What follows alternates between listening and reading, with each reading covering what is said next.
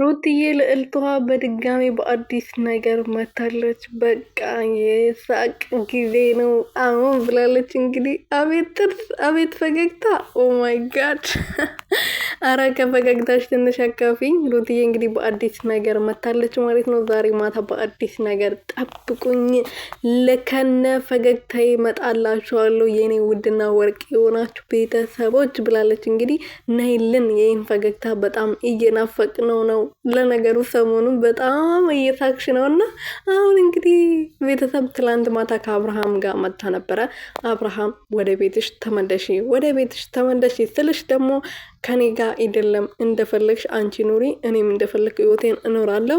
እኔ ከዛ ቤት እወጣለሁ፣ አንቺ ልጃችን ይዘሽ ወደ ቤትሽ ግቢ፣ ቤተሰቦች ጋር የነበረች ቆይታ ይበቃሻል ብሏታል። እንደሚበቃና እንደማይበቃ እሱ ነው የሚወስንላት ነው ቤተሰብ